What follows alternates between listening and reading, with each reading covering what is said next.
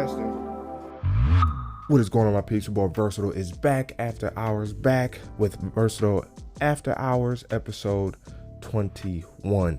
Yes, I messed that whole saying up. I'm trying a new thing with the podcast. So instead of me trying to shoot it Friday night, because it's been a little hard recently, especially with, games coming out and stuff like that. And sometimes just the natural tendency to kind of forget on a Friday night. I'm going to try to shoot this Saturday morning, edit it, upload Saturday. So I just actually woke up about a half hour ago. Still kind of in the process of waking up. So it should add a little bit of interesting flavor to the podcast. But this is the visual podcast. So if you haven't already, make sure you guys subscribe to the channel, ignite the like button on this video, and make sure you guys hit that notification bell so that way you guys stay informed when I drop videos. And if you can't catch the visuals, this is also an audio podcast where you will find this on most likely your favorite podcast platform. So if you haven't already, subscribe there as well. Now, what are we getting into today? Well, the first thing I want to talk about is I still got brand new. I got 3 cases left. Now, I love the reception I've been getting on my Galaxy Tab S6 keyboards. You mean to tell me nobody wants a brand new keyboard at a good price? Like, I'm hooking people up with these, so I got 3 left. I'm not charging the full retail price, of course. I'm charging something way smaller than that. So DM me on Instagram or Twitter. Again, my DM and Twitter is in my description box, and I'll put it in the comment below as well, and I'll pin it. But I got 3 left. Once they're gone, they're gone. So take advantage of the deal. Now, what else are we talking about? Shout out to Jay Williams. He was doing a review, or I guess a follow-up on his Sony ZV-1. Great camera, great vlogging or video-based camera. Wow. So Sony did a good job with that camera because it still takes good pictures, and then on top of that, it's video-centric. So someone like me could potentially use that even to shoot my podcast if I really wanted to. Or if not, my wife can of course use it, and since it's more video based, I could use that for like wedding photography and stuff like that. Well, in the midst of considering and contemplating buying that camera, he put out there that B&H was having a crazy good bundle deal on the Sony a6100 with the 16 to 50 millimeter kit lens, and you get a Manfrotto tripod, and you get a 64 gigabyte SanDisk Extreme SD card, and like a little camera traveling bag, all for $600. So the camera itself costs about $750, and then the bundle that they're actually running the deal on actually costs about $850. But I think like even without that bundle deal, you're looking at like close to $1,000, I think, in terms of buying all that at once. So for $600, you're getting a massive deal. Talked it over with the wifey, and she's like, pull the trigger on that deal. So we got the A61 coming in with the 16 to 50 millimeter kit lens and all the rest of the goodies. That'll be our second Manfrotto tripod. The reason why we opted for that is because you still get an articulating viewfinder, a flip up, viewfinder screen. And of course it opens up more possibilities other than being stuck with the 24 to 70 range on the ZV-1. So with lens wise, I can of course buy an APS-C lens if I want to, but because I have a Sony a7 III, I can continue to buy full frame and just use that on the a6100. So I'm using better glass on the APS-C camera. You gotta apply the crop factor either way, but I'm gonna have a video on that, pretty much talking about the difference between the a7 III or full frame camera and the APS-C camera. So I'm gonna try to do my best to do like a cool video in regards to that. But this will help me kind of, I don't want to say train, but kind of, help my wife kind of learn the ropes in terms of like shooting with a camera, because I would like to use her as an assistant when I do like wedding photography and stuff like that, or even portrait photography. If she comes out there and just wants to take some pictures, like it helps her understand, how to take pictures. So I might even do a video like that as well, kind of like we go out and I kind of just show her how to take pictures and compare and stuff like that. So it's definitely something I'm considering to do, but we do have the a6100, so that will be on the channel at some point, and I'm looking forward to doing that. My the 50 millimeter full frame will probably be something I will use more on the a61, than I would even on my A7 III, and that's because I have my beautiful bad boy 85 here. But even if I was to use this on the A6100, I could get very close to 135 millimeter with this, applying the crop factor. So I'm gonna continue to buy full frame lenses and just use them on both sides. And when I buy the wider focal length for my full frame, it will easily apply and stay relatively wide, or more portrait friendly in like the 30 to 40 millimeter range on the A6100. So I'm excited. I'm ready to talk about that, of course, but I'm ready to actually also use it and see the difference between that and this. I know it's a very menial, very small, but it's gonna be fun. So you guys definitely stay tuned. Looking forward to that. Now, what are we talking about today?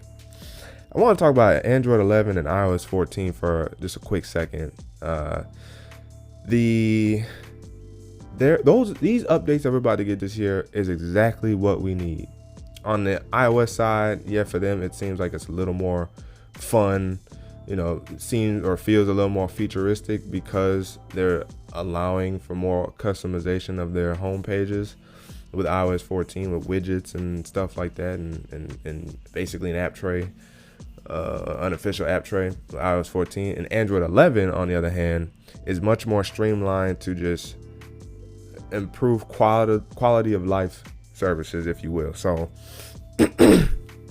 nothing super overall exciting, but there's going to be more organization in terms of notifications and privacy, of course. That's like the two biggest things that I'm really taking away from Android 11. And I'm excited for that either way, because you guys don't know how annoying it is to be like swiping through notifications and you accidentally swipe the wrong notification away and you didn't quite get a good look at what that notification was, or it is one that you want to leave right there, but you accidentally swipe it away and now you got to go try and find it, this, that, and the third. Oh, I hate that. I hate it. So if we can now organize our notifications how we want to, like with bundling messages all in one area, or you can actually like kind of pin those towards the top of the notification tray or something like that. You can, like, I don't know if it's prioritization per se, but you can organize your notifications a lot better. I'm all down for that. I also kind of like the look of like the music player being in the actual like quick settings. It's kind of a neat look. I guess it just depends on how the spacing is and the back and the forward buttons is along with the play pause, but that's also kind of neat. And I think there's even more improvements towards like your Bluetooth device battery life being in the settings, because like even with Samsung stuff, as much as it's been pushed to show it in there, you don't really see it in the quick settings when you're looking at your Bluetooth devices. And then on Google, it's hard to see. It seems like it flip-flops when it wants to show. Now, of course, when you go into their apps or their wearable apps, you'll see the battery life, or you'll see it as you're wearing it. But in terms of like headphones, like the Sony WH-1000 XM3s, oh, that name, you kind of can see, no, yeah. So I think Android 11 is seeking out to kind of help fix that as well, but I thought that was supposed to be fixed like Android 9. So on the Android side of things, Android 11 is coming through applying like small fixes, like, but quality of life, little small but necessary improvements to the overall Android system that I think we're all going to be happily pleased with, because not every year do we need like some crazy amount of new features or this, that, and the third. Like dark mode came with Android 10, we love it.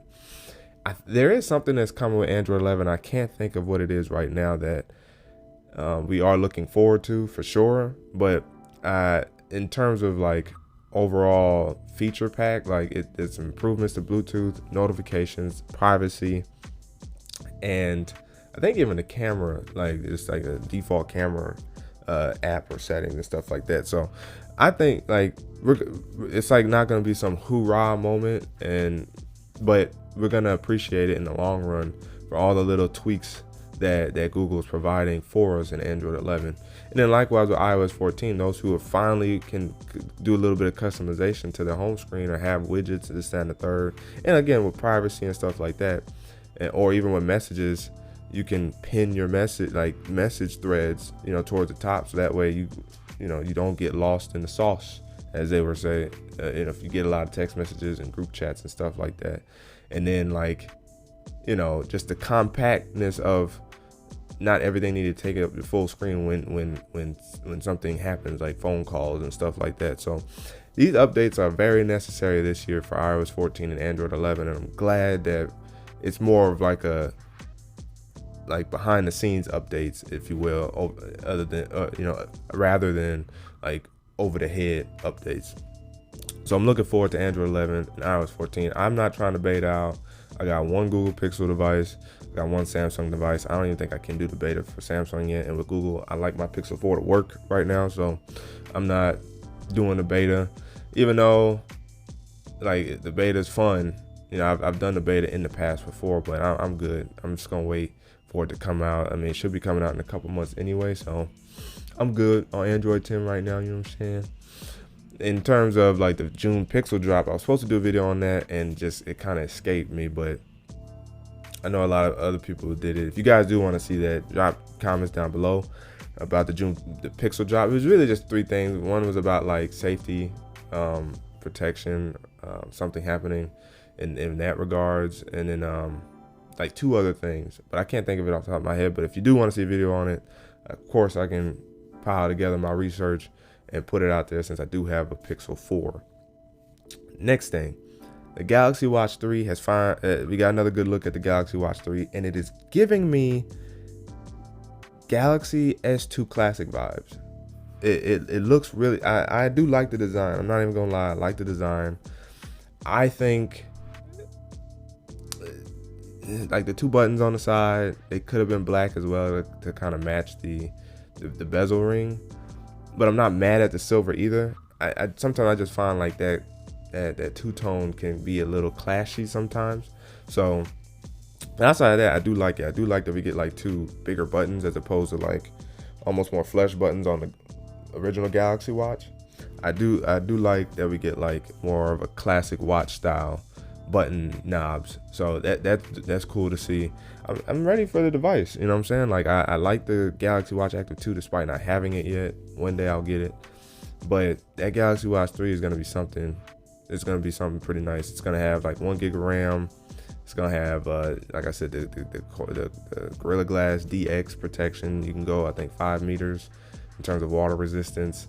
Battery is 247 and 340 for the 2 different sizes, which is 41 and 45.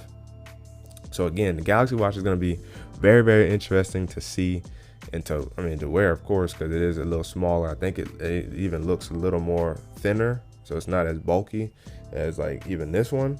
So I'm looking forward to the Galaxy Watch 3. Are you guys looking forward to the Galaxy Watch 3? Comment down below.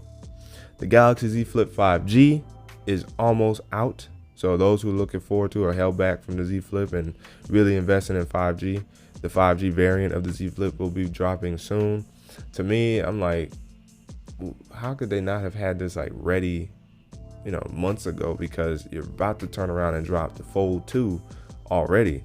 So it's like, yeah, still like, I guess part this year in terms of the Z Flip, but it might get overshadowed by the Fold 2, whatever the Note series drops. And then like, of course, the Galaxy Watch 3, the tablet and stuff like that. So the Z Flip might kind of get, lost in the shuffle just because it already is out, and it is a good device. I like it. I still want the Z Flip.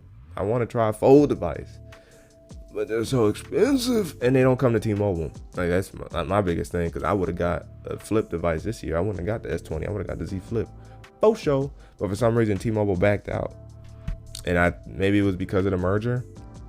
But now that seems to be working, maybe we'll finally see the Flip or the Fold 2 or something come to T-Mobile, when they launch, in the coming months.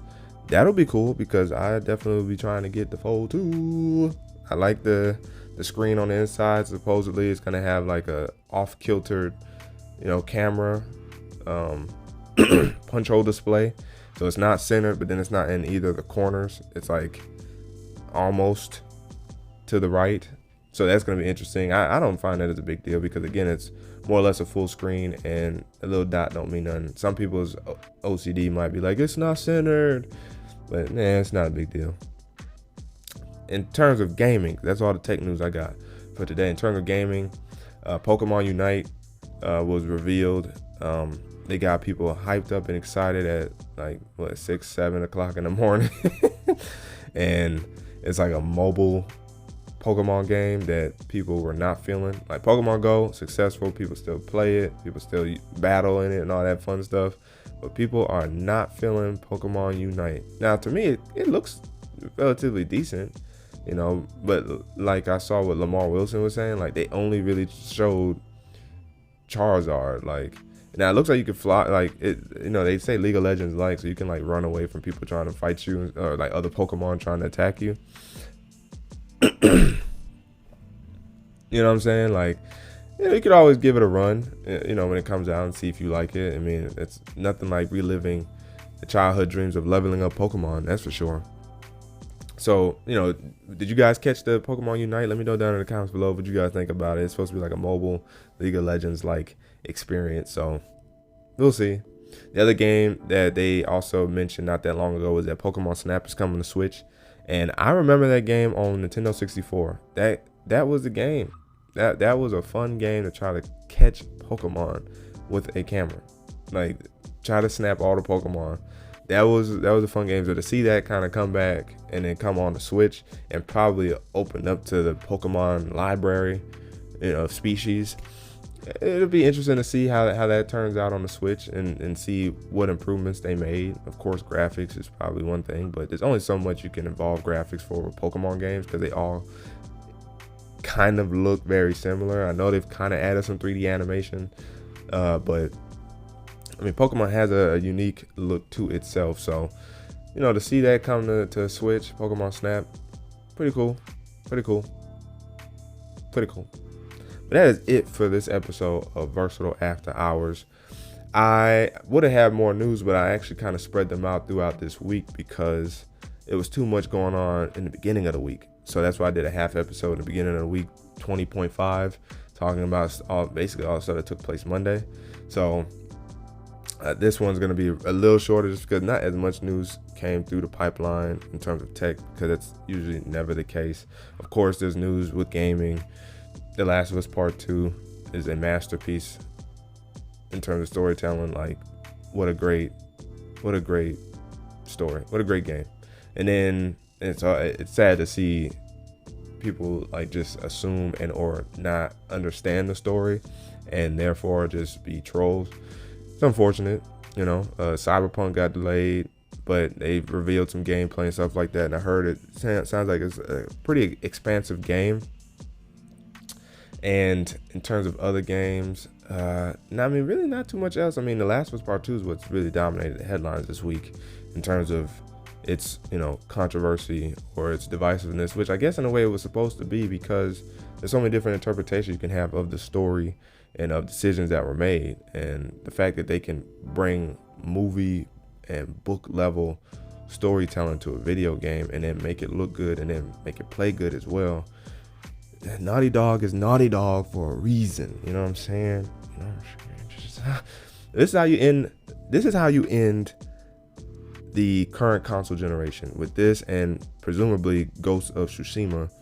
That is going to be great as well as the last two, like I guess you could say AAA, but first party games that will put that bow tie on the PS4. Of course, we got the other cross-platform games like Marvel's Avengers and stuff like that. And in terms of VR, unless there's another VR headset, Iron Man VR is coming out.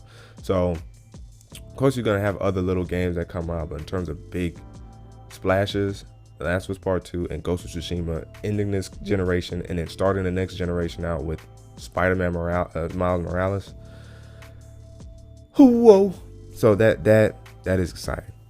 But again, like I said, that's the end of this video. Hope you guys appreciate it and enjoyed it. Again, if you haven't already, make sure you guys subscribe to the channel. ignite the like button on this video, and make sure you guys hit that notification bell so that way you stay informed when I drop videos, and that's how you catch the visual podcast. And if you can't catch it, you gotta catch the audio. Subscribe to Vrsatile After Hours on your favorite podcast platform. But your boy Vrsatile is signing out, and until the next video, we're officially closed.